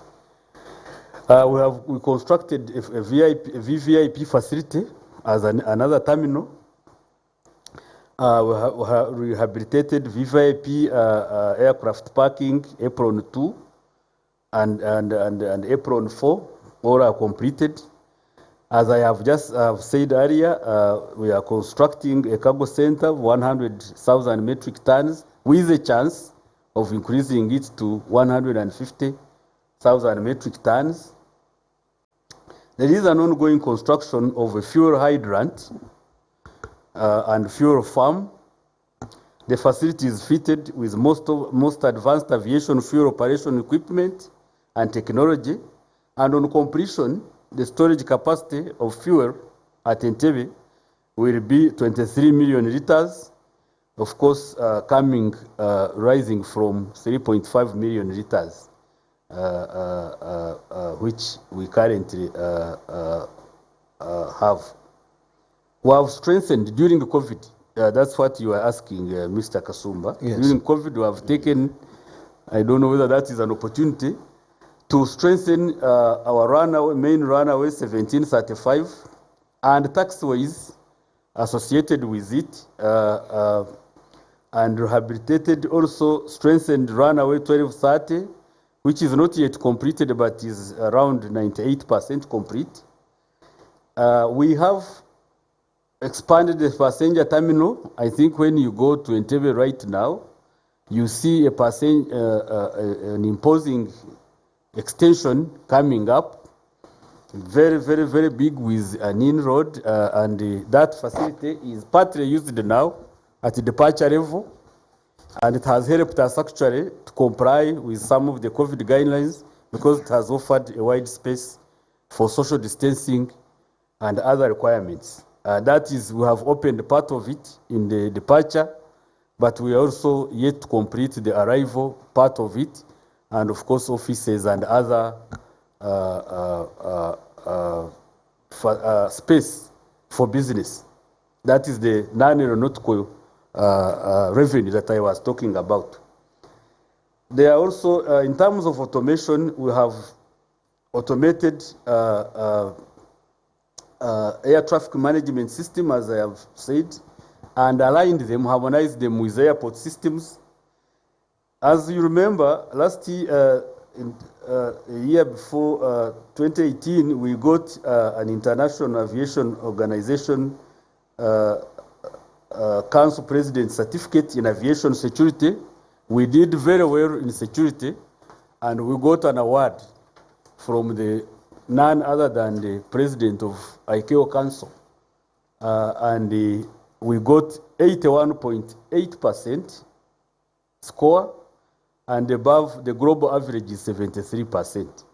It is, of course, very, very hard to maintain this, yes. And we are really, really, really leaving no stone unturned to maintain that standard of aviation security. In other words, you could as well say our aviation is much more secure than most world airports and aviation facilities elsewhere because we are above average.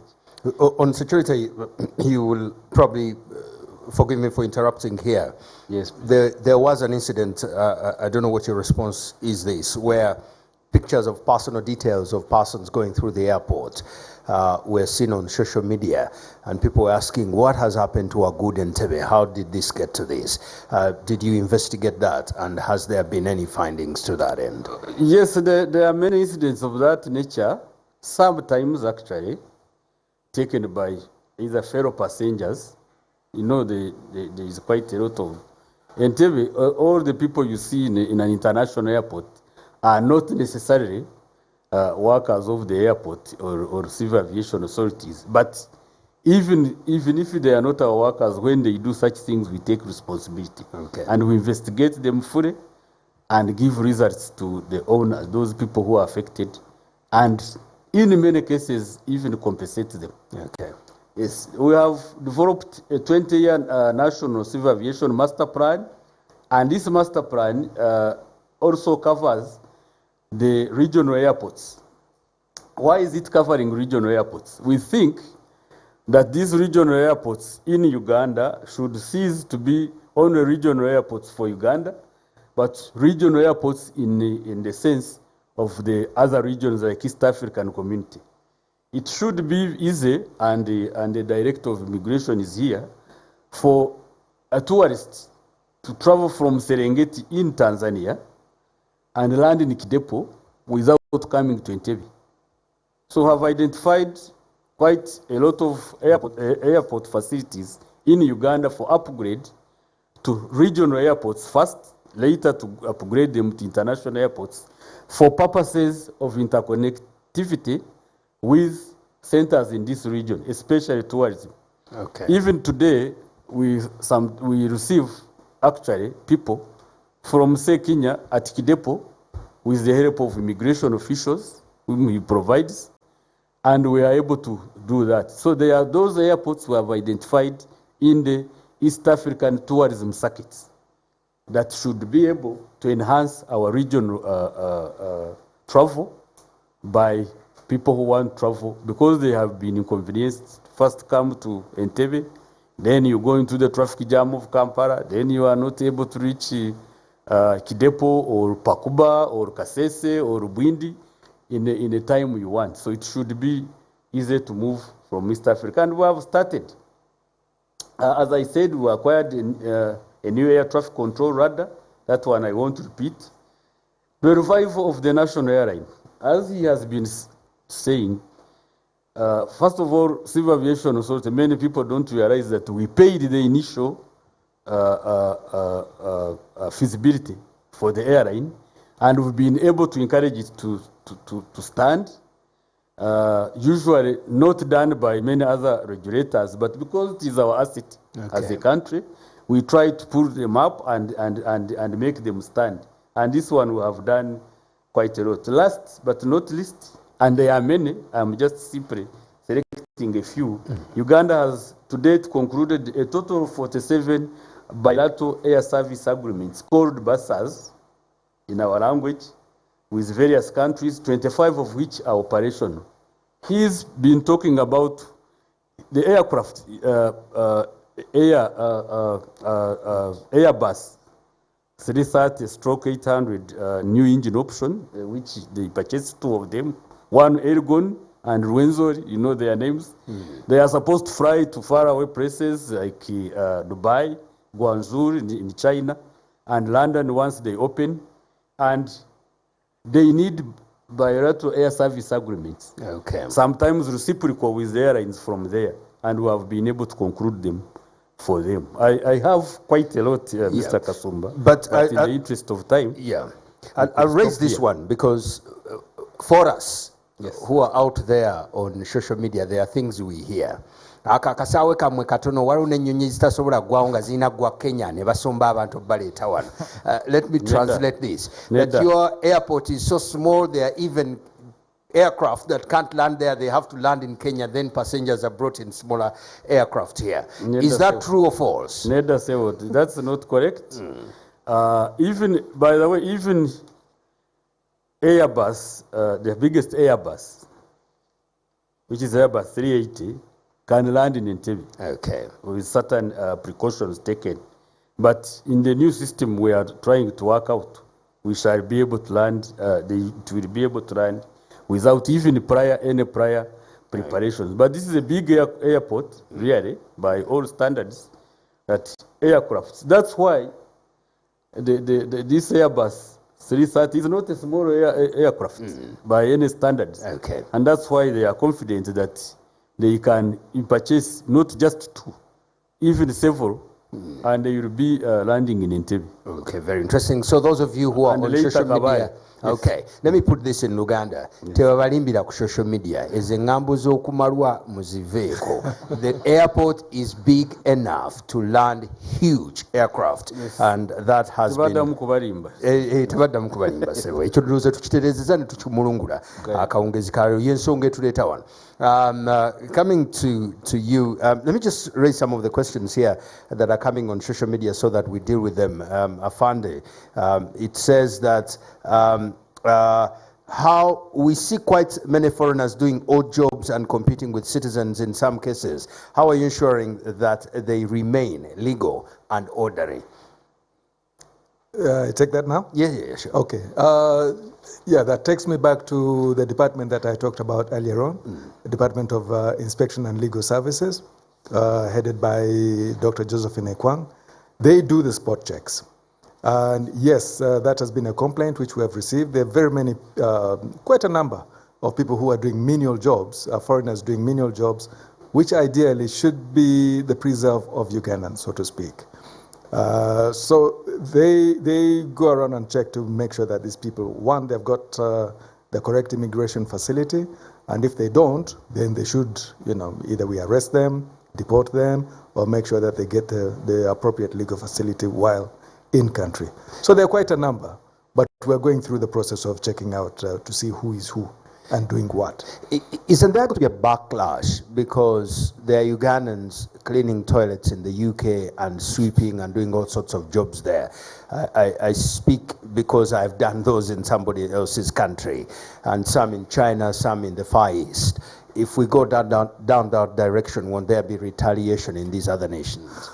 I don't think so. You probably had some legal status where you went, even if you were cleaning. So I hope we don't mix two things here. No. is it a crime doing a small job? No, it isn't even a when crime. the documentation is right. No, the important thing is, Okay. do you have the correct immigration facility? Okay. Is your documentation correct? Okay. So what we say is, if you have it, make sure that you have it on your person, so that you don't get inconvenienced by an immigration officer who comes to you and says, hey, who are you and what are you doing here? You must be able to, one, present your passport and present your immigration facility so that we are comfortable that, okay, you're here legally, carry on. And you probably got your license to do whatever you're doing through the Ministry of Trade. So, you know, there's that, the synergy between the ministries. But the important thing is for you to be able to prove that you've got the correct immigration facility to allow you to do whatever you're doing. And in some nations, when you go there as a student, you're allowed a certain amount of hours to work every week. True. How do you deal with students, foreign students here? Do they also have quotas of that nature as far as work is concerned? As far as I've not had students applying to work here. Okay. Because if you've got a student pass, if you've got a student visa, ideally that's supposed to just put you in school. Okay. But not giving you the... Because in those places, once you're a student, say, okay, fine, we understand. You can have 20 hours work. Yeah, and if school is off, you can work full. Haven't we developed that? We haven't, but it's a very good point that you bring out. Okay. And it's a nice way also to encourage the youth to get involved in work, you know, so that they can determine their future and not be wholly dependent on their parents at the same time. So it's an area for future development? Absolutely. Okay. In the meantime, once that happens, I think they'll come to your office for guidance. Or is the rule that if you're a student, stick to that until we finish up that process? Well, not like you said. It's an area that we can explore. Like I said, it's important for the youth also to, you know, to develop that ability to be able to look after themselves and not to be reliant on their parents for their education. So the employer watching, if somebody is a student from wherever and they come to you and say, no, you know, I'm not in school now, I've got some time, I need a job, are you advising that they don't employ them until we finish that process? Well, we can always explore that because, for instance, in my ministry, I've had a couple of people coming in looking for internship. Okay. Now, these may be Ugandan students, these may be foreign students, but they're still in school. So we offer internship, and I'm sure all organizations should be able to offer that as well. Okay. So it's an area which is really open, and I do not see myself penalizing anybody for employing a student who's looking for this simple facility to be able to survive. Okay, and now that Ugandans are watching, we don't want you to conclude that we are employing illegal persons. I'm not saying this organization does, but I think I'm understanding what you said. I hope I understood you right. Coming back to my good friend Roger here, where do you see Uganda Airlines in the next 2-3 years? 2-3 years, Yes. we should be, we're looking forward to being a world-class airline. We're looking forward to being an airline that serves our clients on time. We have a wonderful on-time performance record. Our regulator can testify. We look to be an airline serving people efficiently and safety. We look forward to having a 100% safety record 2-3 years down the road. Okay. Where do we hope to be going to? We hope to be going to, in addition to the places I mentioned earlier, in Africa, we need to be going to Lubumbashi, we want to be going to Goma, we want to be going to Lusaka, Harare, Addis Ababa, Kigali, Accra, and Lagos. These are places we should be going in the next 2 to 3 years. Okay. In this coming year, this year we should be going to, I mentioned earlier, Dubai and London. We also want to be doing India if COVID allows us, and by the end of the year we should be doing Guangzhou, China. After 2 or 3 years, will you ask me later, or I can go into that a bit? I'll come to that, but there's a question here that I need you to respond to. There is, we don't know how widespread it is, but there's a tendency in this nation that everything is good apart from Ugandan things.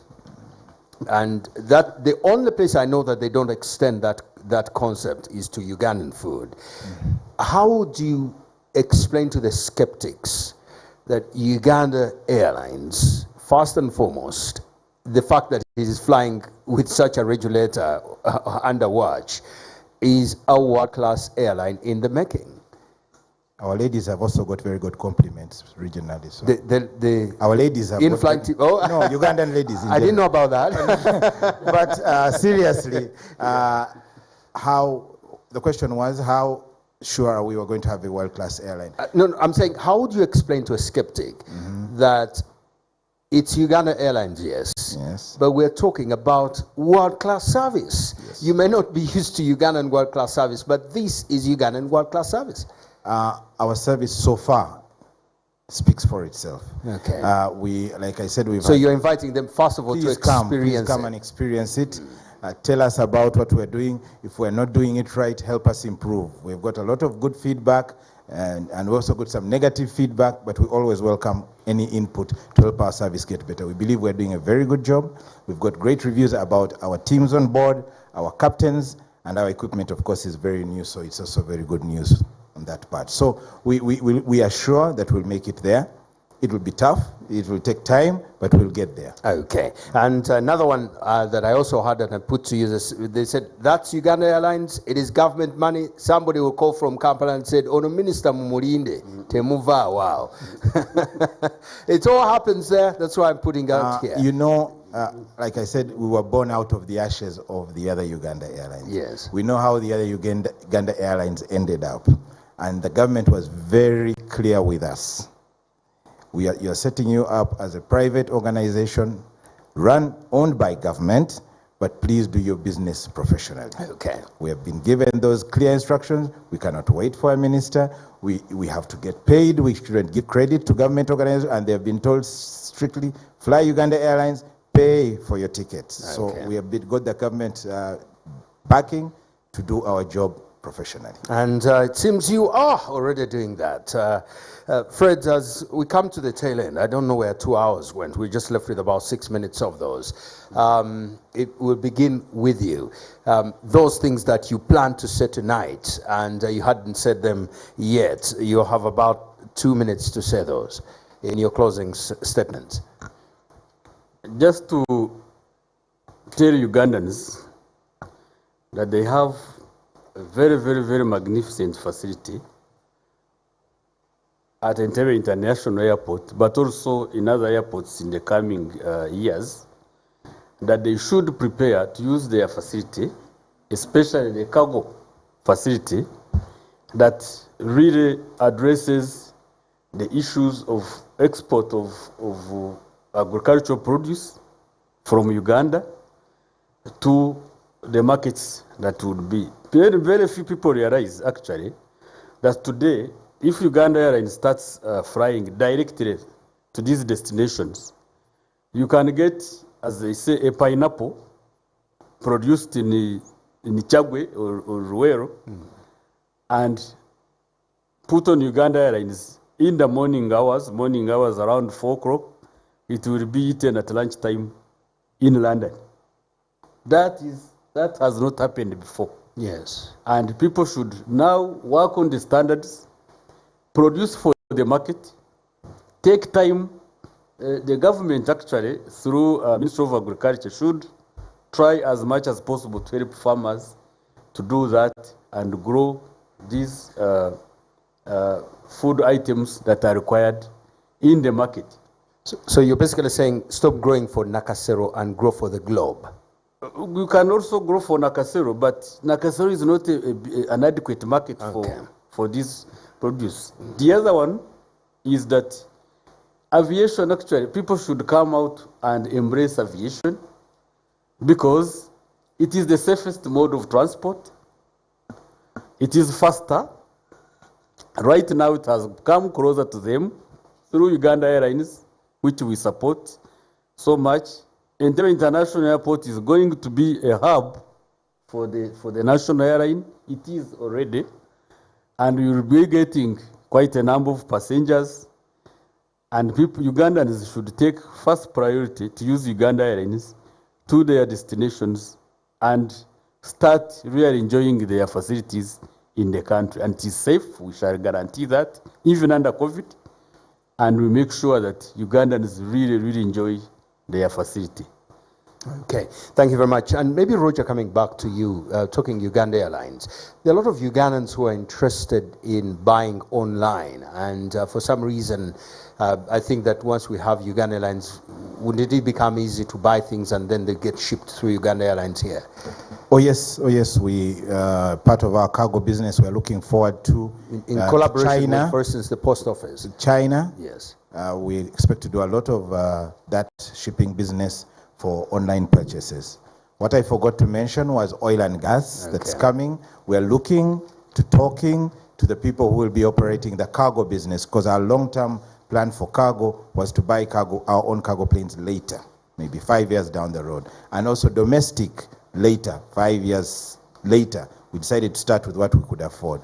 But now that oil and gas is coming, we're looking to partner with these operators of those huge planes, that we can make a joint venture which can exploit the cargo business, and we look forward to making a lot of money from the oil and gas industry in the not so distant future. Yeah, because thinking off-head here, I was thinking if you can develop a partnership between yourselves and Posta Uganda, then you could create your own cargo there of people buying things all over the world. You ship them here, Posta distributes, and then you make money. I'm glad to see that side of things. Very interesting. Yes, we'll do that. I find it coming to the very close here. You've got, I think, a minute and a bit to finish off closing here. Anything you had, we skipped that you think you want to put out there to the citizens of the Republic? No, first of all, Samson, thank you very much that you've given us this evening to be able to talk about our systems. It's my bosses. Sorry? It's my bosses. All right. Yes. One, to encourage people that, first of all, our facilities work. The system works. You can test it like we talked earlier on. If we fail you along the way, we could always have a hitch here and there. There could be a delay here and there because the numbers are big right now. But even that is being sorted out. So far, we've been able to clear the backlog of all the personalization area. But now I think the only big problem we have is the issuance. But with that, we're also mitigating that by opening up another regional center, which should be operational soon. Within a week or two, we should have another regional center within Kampala to be able to mitigate the problem that we're having at the headquarters right now. So I encourage everybody, go through the system, apply online, schedule your visits, schedule your days, schedule your times, and don't put yourself in a situation where it becomes an emergency, because that means it's a failure to plan on your movements or on your part. When you do that, then all of a sudden you want to crowd the system and to get shortcuts in order to be served. And that is when you find yourself looking for brokers, you're looking for that kind of thing, which we are trying seriously to discourage, because the system is there to help you. Okay. Once you adhere to the times, you adhere to the schedules, you're good to go. Thank you very much. Somebody here on social media is asking me, is that gentleman really a soldier? He sounds very articulate and humble. Well, he is a major general, and that's how they are. Or in street language, that's how they be. We've come to the very end of this show, and I'd like to thank you so much, General Goa Kasita, for coming and making time for the show, and as well acting top dog at, that's the English, it's not an insult, top dog at the Civil Aviation Authority, Fred Bamwesije, thank you so much for coming, and the man in charge of selling things, seller-in-chief here, par excellence, Roger Wamara. There was a struggle between whether it's L or R, but finally we agreed that it's Wamara. Like in the last king of the Bachwezi. Okay, the last king of the Bachwezi. I'll tell you one day when we get off air what the Bachwezi are known for. They're known for African internet. Whatever that means. And for you, the viewers, I think I'd like to invite you. You didn't give me the routes that are under $1 million shillings, apart from the Kenya one. Our fares are usually calculated based on distance, so Nairobi is the nearest. But for 1.5, yes. under 1.5, yes, you'll fly to Johannesburg. Under 1.5? Under 1.5. And Mombasa? And all the Mombasa, all the rest are under 1.5. Under 1.5, I'm going to Joburg. Joburg. Ladies and gentlemen, don't look for me around Christmas. I'm in Joburg. Bar the visa issues. But thank you so much for giving us time tonight. I want to be put on the cross, if you may, for believing in this nation, because I've traveled a few places and I've seen this. that many people in those places, whether it is in England, where I've been, whether it is in Wales, Scotland, Ireland, Romania, or United States, the citizens of these places believe in their nations. It's not as if their nations are a finished article. No. These people believe in their nations. In France, in Portugal, in Spain, we've got to get to the place, as Ugandans, when we start to believe in our things and in our systems. In many places where tourists go, one of the things you find is that the citizens of that very nation are the majority tourists that you tour around. Let's get into believing in Uganda. If you want to put me on the cross for that, I am all yours. Good night.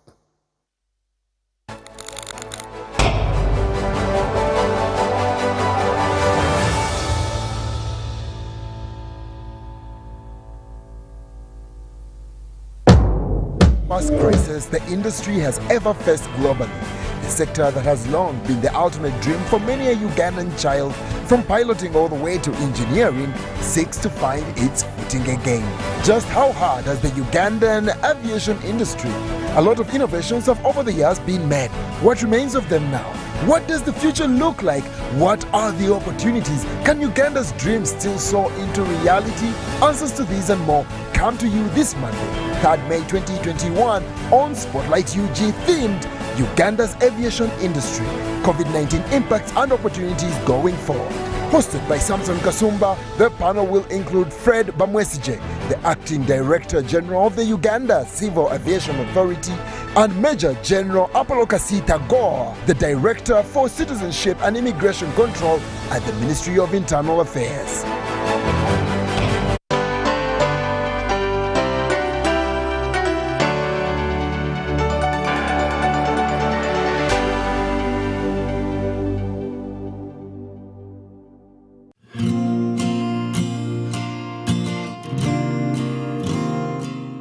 The Government of Uganda, through the Ministry of Trade, Industry and Cooperatives in partnership with the United Nations Development Programme, invites you